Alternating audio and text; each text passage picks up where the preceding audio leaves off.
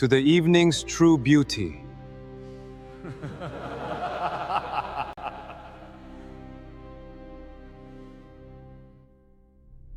To the evening's true beauty.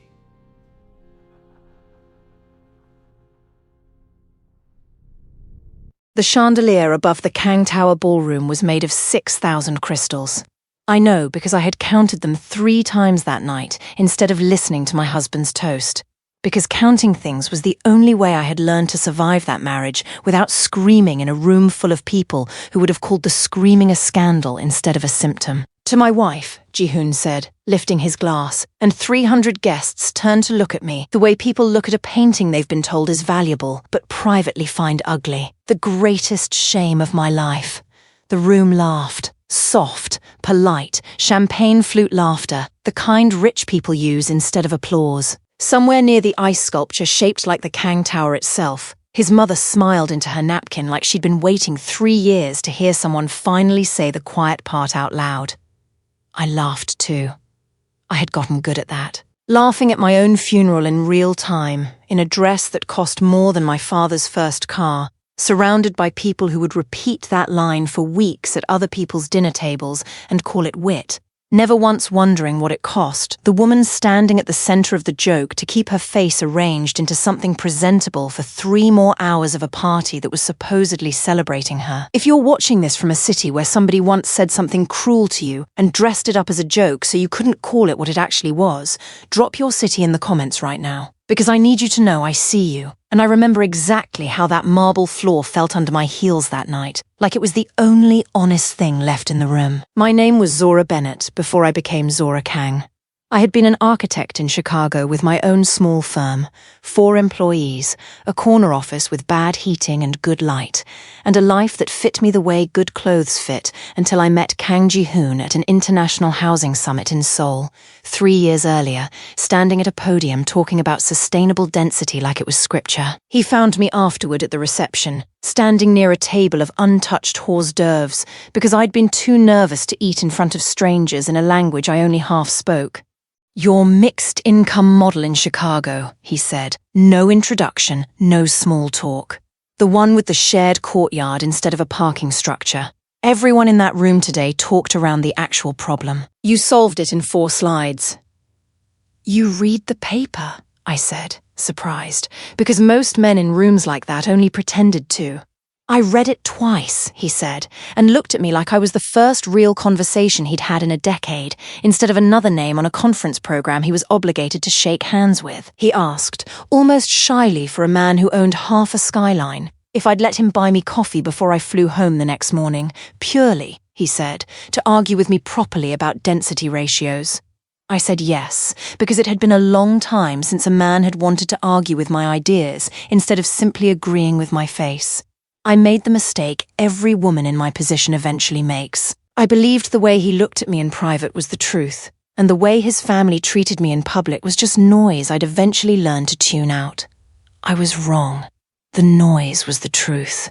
The private tenderness was the exception, rationed out like medicine he only administered when no one important was watching. In those first weeks back in that old, familiar house, I noticed things I'd been too proud, the first time, to let myself notice. Duke Soo, the family driver, wouldn't meet my eyes in the rearview mirror even when I greeted him by name every single morning. It took me most of a year, the first time, to understand that his silence wasn't rudeness. It was survival. The same instinct that kept me quiet at that first tea with Madame Cho, learned in a household where noticing too much out loud had a cost attached to it that nobody ever wrote down but everyone still paid.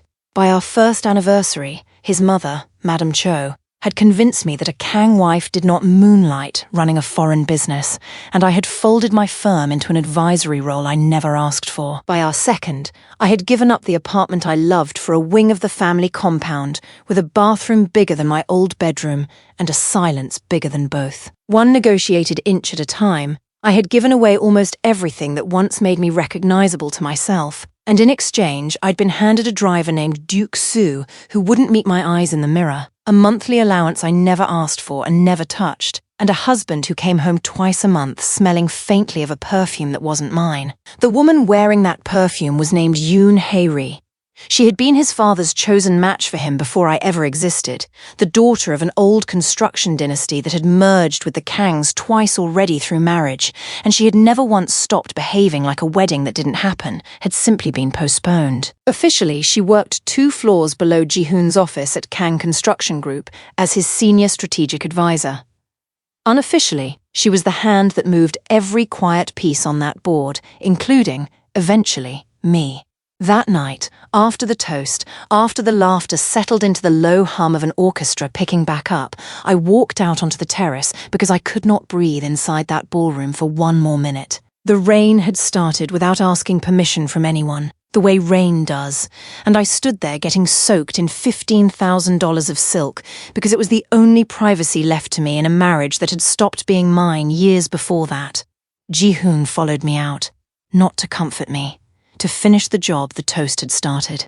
"You embarrassed me tonight," he said, jaw tight, rain already darkening the shoulders of his tuxedo, standing there with that face. "Like you didn't understand the joke." "I understood it," I said. "Everyone did. That was the point of saying it in front of 300 people instead of just to me. Don't start, Zora. I gave up my firm for you. I gave up my name in every room that matters in this city. And you stood in front of your father's business partners and called me the greatest shame of your life. It was a joke. Then say it wasn't true." He didn't say it wasn't true. He looked at the rain instead, and that silence was the last honest thing he ever gave me in that life, because at least it didn't lie to me the way his mouth had been lying to me for 3 years. I don't remember deciding to walk toward the edge of the terrace. I remember only that the marble was slicker than it looked, that my heel caught in a groove between 2 tiles, and that for one long, weightless second I understood I had spent 3 years disappearing so slowly that my own husband hadn't even noticed there was almost nothing left of me to lose. I remember the rail giving less resistance than it should have. I remember the city lights turning sideways. I woke up, gasping, and the ceiling above me was wrong. It took a full minute to understand why.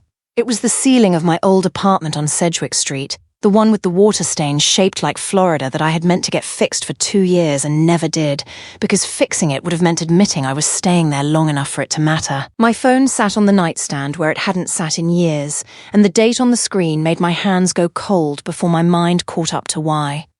1 year and 4 months before the wedding. Before the compound. Before I folded my firm into nothing.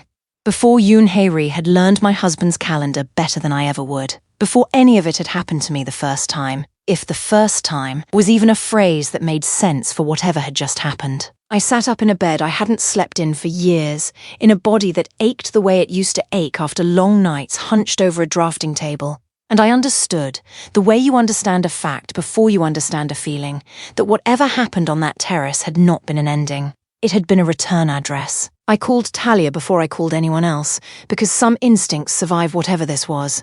She was still my business partner then, still 3 years away from the buyout that would happen if I let the old timeline run its course, and her voice on the other end of the line, groggy and irritated at being woken at 6 in the morning, was the single most grounding sound I had ever heard. "Zora, it's not even light out. I need you to promise me something," I said. "If I ever start talking about folding the firm into somebody's family foundation, stop me. Physically, if you have to." "Are you drunk?" "I have never been more sober in my life," I said, and I meant it in a way she couldn't understand yet, and wouldn't understand until much later, when I finally told her everything, and she believed me only because she had watched, in real time, a version of me that made no sense unless it was true. This time, I told myself, hands still shaking around a mug of coffee I hadn't earned yet in this timeline. This time I get to choose which parts of myself I keep, and which parts of this story get to happen to me at all. Kang Ji-hoon walked into my firm's lobby exactly the way he had the first time, 3 days later, in the same charcoal coat, asking the same receptionist about the same waterfront development meeting. I watched him come through the glass doors from my office and felt the old pull in my chest, the one that used to feel like recognition, and now, with everything I knew sitting heavy behind my ribs, felt closer to a warning light on a dashboard I finally understood how to read. He was handsome, the way expensive things are handsome engineered rather than accidental. And underneath the engineering, I now knew, was a man who would one day stand in a ballroom and call marrying me the worst thing that had ever happened to him. "Miss Bennet," he said, extending his hand. "I've heard good things about the Larchmere project." "I know," I said, and shook it. In the life I remembered, I had blushed, and let that blush decide a few too many things for me over the following months. This time I only noted, clinically, that his hand was warm and his eyes lingered half a second too long on mine, and I filed both facts away like evidence, the way you catalogue a building's cracks before you decide whether it's worth renovating or better left condemned. I did not fall for him faster the second time. If anything, I fell more slowly, more deliberately, the way you test ice before committing your full weight to it. But I let the courtship happen, because I needed to be close enough to watch the machine before it started running, and because some stubborn, unhealed part of me still wanted to know if there had ever been a version of this man worth loving at all, or if I had built him myself out of loneliness and good lighting and a life that had felt, before him, a little too quiet. The difference this time was that I never stopped being an architect, not even on paper. In my old life, Madame Cho's first demand had been simple and had arrived over tea within a month of the engagement.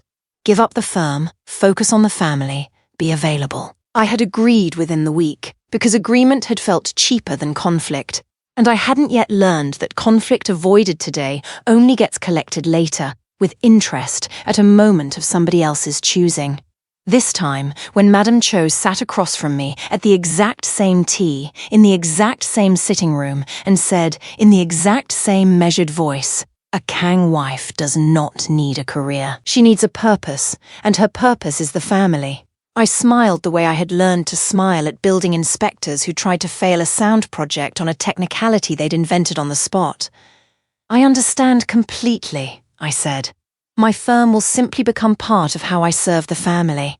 I'll design the new community wing for the Kang Foundation myself, at cost, with my name on every drawing. Free labor from a licensed architect is very persuasive to a board of directors, Madame Cho." She blinked once, and I watched her recalculate. In my old life, no one had ever handed her a version of obedience with a spine still standing inside it. "That's acceptable," she said, because technically it was everything she had asked for, dressed in a shape she hadn't anticipated and couldn't easily refuse in front of her own foundation's board without looking unreasonable. I kept my firm. I kept my name on the letterhead, even after the wedding, even after the compound, even after every small renegotiation that followed. It was a small thing to win. It turned out to be almost everything. I called Talia that night from the compound's garden, sitting on a bench that overlooked a koi pond I had never once asked for and had somehow grown fond of anyway. "She actually said a Kang wife does not need a career to your face," Talia repeated, half laughing, half furious on my behalf, 3 time zones away, and somehow still the only person who made any of it feel survivable. "Word for word," I said, down to the tone, and you just redesigned her own request back at her. "I built her an exit she couldn't see was actually a door I built," I said, and it was the first time since the terrace that I laughed and meant it. "She thinks she won. Did she?" "No," I said, watching the koi circle the same 6 feet of water they always circled, patient in a way I was still learning how to be. "I did. She just doesn't know the shape of it yet." Comment the one word you would want someone to use to describe you on your very worst day, because that tea was my worst day for a long stretch of that year, sitting across from a woman who had decided, before I ever walked into that room, that I would fail her test regardless of what I said. The word I chose for myself, quietly, while she poured a second cup she didn't offer me, was enough. Not perfect. Not impressive. Enough, exactly as I already was, with or without her permission to exist that way. Yoon Hae-ri found me 11 months before the wedding, at a groundbreaking ceremony for the waterfront project, wearing white when she absolutely knew the almost bride would also be wearing white that day, which was less an accident of styling and more a flag planted deliberately in territory she still considered contested. "You're the American," she said, like it was a diagnosis rather than a nationality. "I'm the architect," I said, "but sure, also that. Ji-hoon and I have history." "I know," I said, and watched her face flicker with something like disappointment, because in my old life I had never once let her see that I knew. Ignorance had felt safer then, a way of pretending the affair only existed if I refused to name it. Now I understood her real weapon had never been the affair itself. It had been my silence about it, the blind spot my own fear had built for her, brick by careful brick, without her even having to ask. History doesn't run companies, I said. Contracts do. And I read every one Ji-hoon signs before he does, these days. Transparency Initiative. My idea, actually, for the Foundation's new governance policy. It wasn't quite true yet, the week I said it. It became true within days, because I made it true, quietly, methodically, the way you reinforce a foundation before anyone upstairs notices the building was ever unsound to begin with. I built my second life the way I would build a structure meant to survive an earthquake, not by making it rigid, but by making it flexible enough to bend without breaking, and strong enough at the base that nothing above it could matter as much as it used to. I expanded my firm instead of folding it, taking on 2 new architects and a sole office. I accepted the foundation project, not as a favor owed, but as a contract with clear terms. My name, the only signature that could authorize changes to the drawings. I cultivated relationships with board members Madam Cho respected and business reporters who covered Kang Construction Group's every move, not entirely out of strategy at first, but because I had learned, the hard way, that isolation is always the first tool used on a woman a family intends to eventually erase. It was around the 8-month mark that Yoon Hae-ri made her first real move against me directly, rather than simply circling. My firm's largest new client in Seoul, a mid-size hospitality group considering us for a boutique hotel renovation, called to cancel our contract 2 days before signing, citing concerns raised about the firm's stability. I knew, before I even asked, whose fingerprints were on that phone call. I found the client's project lead at an industry mixer that same week and didn't bother with subtlety. "Someone told you my firm was unstable," I said. "I'd like to know what evidence they offered, because I have 12 completed projects on 3 continents that would disagree." He had the decency to look uncomfortable. "It wasn't evidence, exactly. More of a personal caution. About your situation. Your marriage. My marriage isn't a line item on your renovation budget," I said. "But since we're discussing personal cautions, you might ask Miss Yoon why a strategic advisor at Kang Construction has any opinion at all about a boutique hotel contract that has nothing to do with her division." The contract was reinstated within the week, not because I'd threatened anyone, but because I'd made the cost of taking Hae-ri's word over my own portfolio visible and specific. That was the lesson I kept relearning that whole year. She had never needed to defeat me directly. She only needed me to stay quiet enough and small enough that her version of events became the only one anybody bothered to check. A young structural engineer at Kang Construction named Grace Odier came to my office unannounced 3 months later, hands shaking, a flash drive in her coat pocket she'd been carrying around for 2 weeks, trying to work up the nerve to hand to someone who wouldn't simply hand her back to the people she was afraid of. "I don't know who else to trust with this," she said. "I found discrepancies in the district permit filings for the waterfront site. I mentioned it to my supervisor, and I was moved off the project the next morning. I think someone wants this buried." I didn't promise her anything I couldn't deliver. I promised her a lawyer, a transfer to a project entirely outside Harry's reach, and my word that whatever came of what was on that drive, her name would never appear anywhere it could be used against her. I kept all 3 promises. 6 months later, when the audit findings broke in the business press, Grace's discrepancies were the loose thread that unraveled the entire shell company structure, and she never once had to testify to anything in public, because I had built the case around evidence, not around her exposure. She sent me a single message the morning the story broke, 4 words long: "Thank you for believing me." I kept it. Some vindications belonged to the person who spoke first, long before anyone else was ready to listen. And I never once wanted to forget that mine had started with someone else's courage before it ever became my own. Ji-hoon, for his part, seemed to fall for a woman he didn't fully understand was rebuilding herself in real time, brick by careful brick, specifically so his family could never again make her disappear on command the way they once had. A trade magazine ran a feature on my firm's Seoul expansion 2 months before the wedding, a full spread with a photograph of me standing in front of the foundation wing's half-finished frame, hard hat under my arm, and the headline called me "The American Architect Quietly Redrawing Kang Construction's Skyline." Madam Cho clipped it. I later learned from Yuna not to display it, but to keep track of exactly how much bigger I was becoming than the shape she'd originally measured me for. I let her keep the clipping. I didn't need her approval of it to know it was true. The wedding, when it came, was smaller than the one I remembered because I insisted on it, and I had already won larger arguments than that one by then.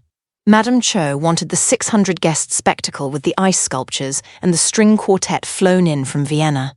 I wanted something I could still recognize myself standing inside of. We compromised at 200 guests, which she considered a personal defeat, and I considered a mercy, because I remembered exactly how it felt to stand in a room of 300 strangers being called someone's greatest shame, and I intended never again to give that particular room the chance to reassemble around me. Not everyone in that family had been cold to me the first time around, and I made sure not to forget that this time either. Ji-hoon's younger sister, Yuna, home from architecture school in London for the wedding, had been the only person at the engagement dinner who asked me a single question about my own work instead of my suitability for theirs. Everyone in this house talks about you like you're a line item. Yuna told me that first week, curled sideways in an armchair in my old life's version of the compound, the same posture she'd have in this one too. I looked up your firm, the courtyard housing thing. That's actually good work, you know. Better than good. Thank you, I said, surprised enough that it came out quieter than I meant it to. Don't let my mother talk you out of it, she said. She talked our aunt out of a medical degree in the 70s. Some habits run in families longer than the money does. This time, I didn't let her. I brought Yuna onto 2 of my soul projects as a junior consultant before she'd even finished her final year of school, gave her a byline she'd earned instead of one she'd been handed. And by the time the anniversary gala came around, she was the one person at that dinner table, besides Talia on the phone from Chicago, who already knew every piece of what I was building before it ever became public. She never once asked me to explain the year I couldn't fully explain to anyone else. She simply believed me, the way people believe the people who've never once lied to them, and let that be enough. For most of the first year of the marriage, everything unfolded almost exactly the way it had before, which frightened me more than if it had all been different. The same small cruelties, dressed as jokes at dinner. The same late nights that came home carrying a perfume that wasn't mine. The same corrections to my chopstick grip at Madame Cho's table, delivered like I was a child rather than a woman running a firm that employed 42 people across 2 countries by then. I let it happen, because I needed the machine to keep running long enough for me to map every gear inside it, and because, and this is the part I am least proud of, some old, tired hope in me kept whispering that maybe, armed with everything I now knew, I could engineer a version of this man who never became the one on that terrace at all. I wanted, more than I wanted almost anything, to believe love could be renovated instead of only survived. I was wrong about that too, in the end. You cannot architect another person's character for them. You can only build your own foundation solid enough that when theirs finally cracks, you don't go down with it. There was a night, about 7 months in, when I almost told him everything. We were lying in the dark after one of the good evenings, the ones that made the whole arrangement almost believable, and he asked, out of nowhere, whether I thought people could ever really become someone different than who they'd already shown you they were. I think people become who they practice being, I said carefully, watching the ceiling instead of him. Every day, in small rooms nobody's grading them in. Not in the big speech at the end. That's a very forgiving way to put it, he said. I didn't say it was forgiveness, I said. I said it was possible. Those aren't the same thing. I almost told him, that night, about the terrace that hadn't happened yet in this life, about Harry's perfume, about the toast that would come if nothing changed. I decided against it. Not out of fear, but because I had already learned, in the life before this one, that a warning handed to someone before they've done the work to deserve hearing it rarely changes anything at all. It only gives them a script to perform instead of a character to actually become. I wanted, if he ever got there, to watch him arrive at decency on his own legs, not mine. There was a night, 6 months into the marriage, that I still think about more than almost any other, because it was the first time I saw the seams of who he might become showing through the person he still was. We were at a dinner with 3 of his father's oldest business partners, and one of them made a comment about my little hobby firm, and I watched Ji-hoon's jaw tighten the way it always did right before he said nothing at all. He said nothing at all. I corrected the man myself, calmly, with the exact revenue figures for the last quarter. And the table went quiet, the particular kind of quiet that happens when a woman refuses to shrink on cue. Ji-hoon didn't defend me that night, but he didn't laugh along either. And afterward, in the car, he said, "You didn't need me to say anything," in a tone I couldn't fully read yet, somewhere between admiration and something that looked almost like shame at his own silence. I filed that away too, not as forgiveness, as data. 9 months into the marriage, on a business trip to Busan that Ji-hoon and I had planned for weeks, Harry turned up at the same hotel bar with a reservation on the same floor that no scheduling assistant could explain to my satisfaction when I asked. "Small world," she said, sliding onto the stool beside me while Ji-hoon was still upstairs on a call. "Not that small," I said. "Seoul has 40 other hotels with better views. You'd have had to try." "I heard your little firm is expanding," she said, stirring a drink she hadn't ordered any ice for. "Must be exhausting, playing architect and wife at the same time. I only ever had to be one thing for this family." "That's the difference between us," I said. "I never once needed this family to tell me what I was allowed to be. You've spent 10 years waiting for a title they never gave you the first time, and you're about to spend 10 more waiting for one they were never going to give you the second time either." She left before Ji-hoon came back downstairs. I didn't tell him about the encounter that night, not because I was hiding anything, but because I had learned by then that some threats are more dangerous, acknowledged too early than left, to finish revealing themselves on their own timeline. I simply moved up, by 3 weeks, the date I'd already planned to hand my findings to the board. There was a second dinner, not long after that mattered more to me, though it looked smaller from the outside. His father made an offhand comment about how American wives tended to embarrass their husbands with too much opinion at the table. The exact kind of comment that, in my old life, had always been met with Ji-hoon's polite, complicit silence. This time he set his glass down before he answered. "My wife's opinion is the reason the waterfront project came in under budget and ahead of every competitor's timeline," he said, evenly, not raising his voice, which somehow made it land harder than if he had. "If you'd like to discuss embarrassment, Father, we could discuss the district permit inquiry from last spring instead." His father didn't bring it up again. I didn't say anything about it in the car afterward, because I didn't want to make it bigger than it was. But I noticed, and I kept noticing, every small moment after that where he chose differently than the man I remembered from the terrace, and I let each one count for exactly what it was worth. Not proof he'd changed completely. Evidence he was trying, on purpose, in rooms where trying cost him something with his own father. The night I remembered as my anniversary, the night of the toast, the night of the rain, the night of the terrace arrived like a held breath finally being released. I had spent 11 months building the case Yoon-hae never once suspected I was assembling. Every falsified expense report she'd routed through a shell subcontractor registered in her cousin's name.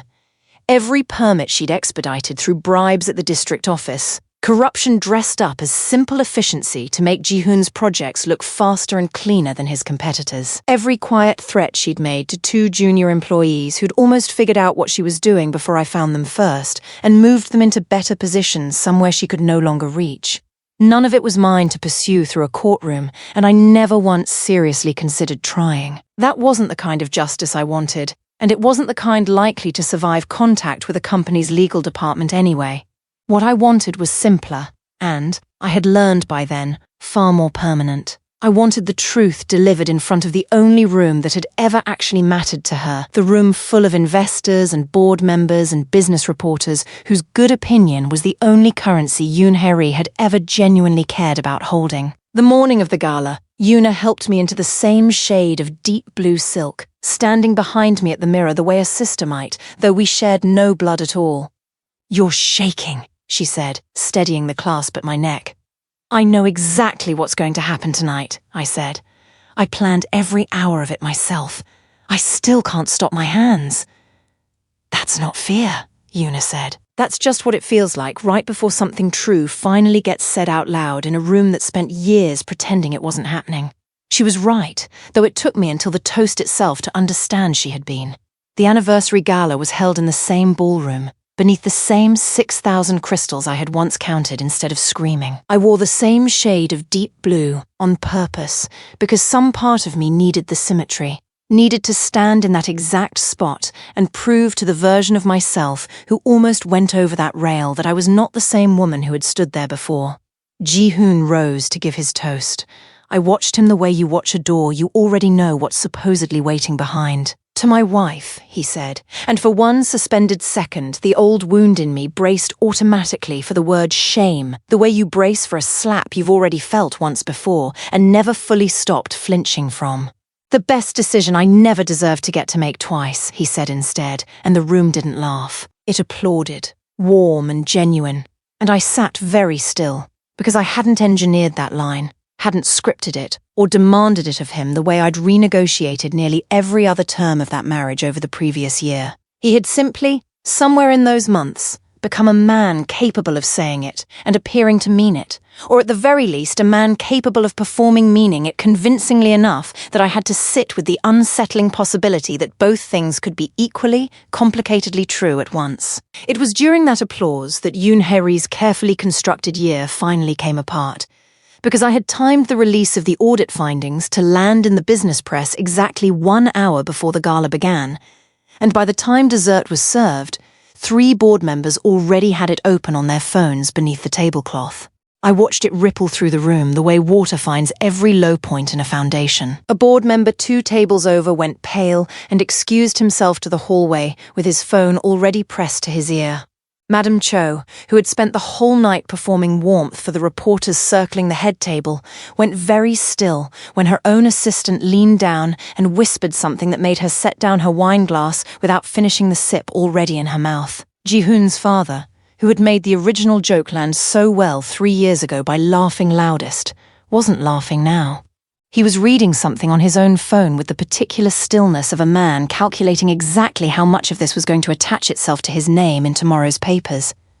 Nobody looked at me.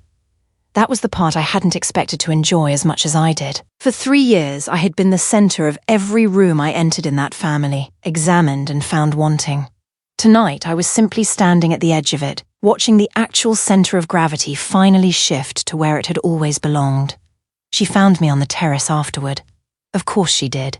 Some scenes insist on repeating themselves whether or not you ever invite them back. "You did this," she said, rain already starting to darken her shoulders the way it had darkened his tuxedo, a lifetime and a year ago.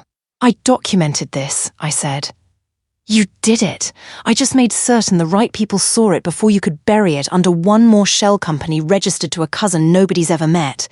Ji-hoon will protect me. He always has." "Ji-hoon fired you 40 minutes ago," I said, in writing, with counsel present. "I know, because I asked to see the letter myself before I came out here to tell you in person.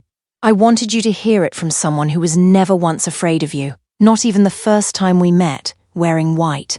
10 years, she said, quieter now, the rain finally starting to undo the careful set of her hair. 10 years I waited for a wedding that never happened, and you took 11 months to take away the one thing I actually built for myself instead. "You didn't lose Ji-hoon tonight," I said, and I meant this part gently, because there was no version of vindication I wanted that required cruelty for its own sake. "You lost him the day you decided the easiest way to matter in this family was to make someone else disappear.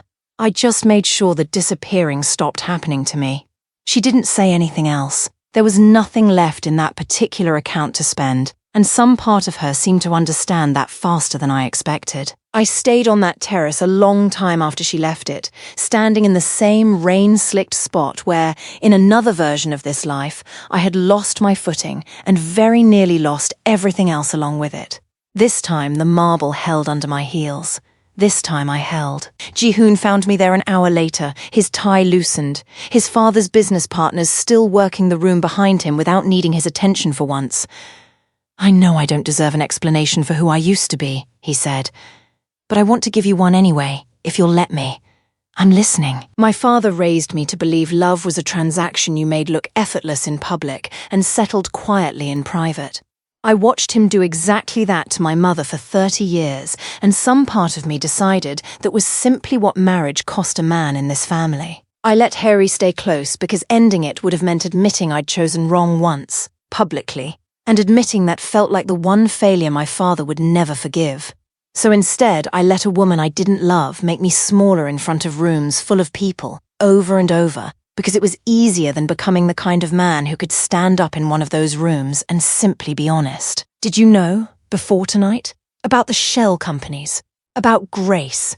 I've known for months, I said. I chose when the truth got to matter, instead of letting it matter on somebody else's schedule for once. He was quiet for a moment, rain still falling steadily around the edges of the terrace awning. That's a frightening thing to learn about your own wife, that she could hold something that large, that long, and never once let it show at your own dinner table. You should be more frightened of how long I held everything else without ever letting it show, I said.